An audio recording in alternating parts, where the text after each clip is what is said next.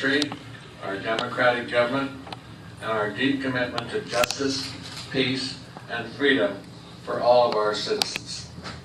And I know that members of the High River Legion has always upheld that sterling tradition of service to the excuse me.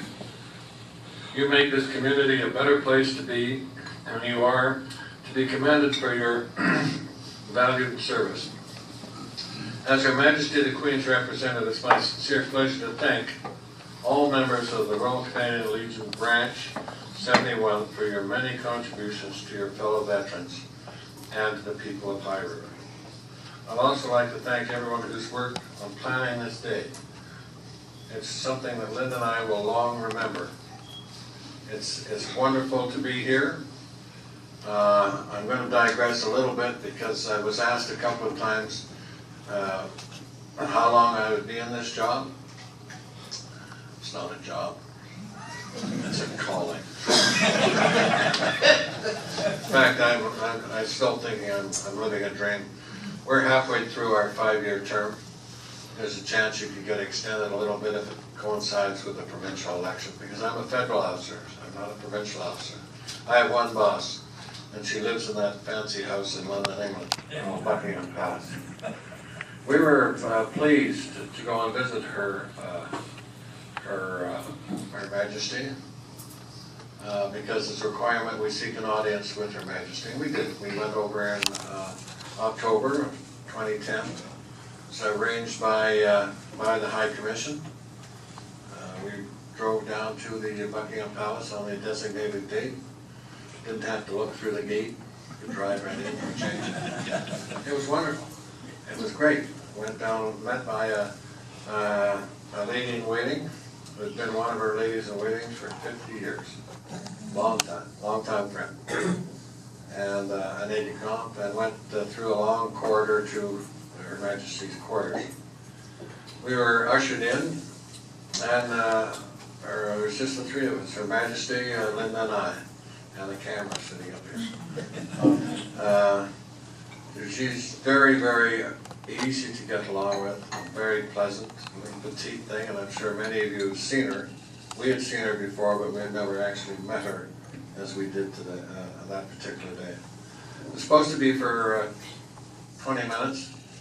We talked about her visit in 2005. In fact, she went to Halifax and it rained all 3 times she was there. And talked a little bit about what she and her husband had felt were going to be doing that year. So it was a very, very pleasant visit. And it went on for half an hour. If you ever get in that situation, you will find that you don't leave the Queen's presence until she tells you to leave.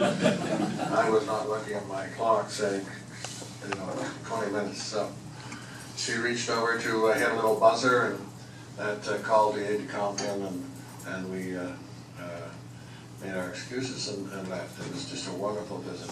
We had the gift that we had took over from Alberta. It was on the table at one side, and she recognized that. She's been to Canada 23 times, so she knows Canada very well. And I had talked to a number of people who had been to an audience with Her Majesty before, and I was forewarned: know your province and know the regiments that you served in, because she will know just as much that you think you know. You don't want to get caught out.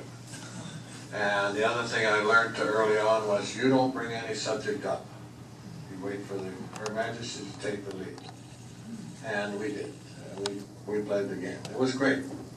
And then we came out and we were heading over to the High Commissioner's house, who's now left, for a very pleasant lunch. But as we were going up the corridor, the 3 of us, one of the doors opened and out came 5 corgi dogs.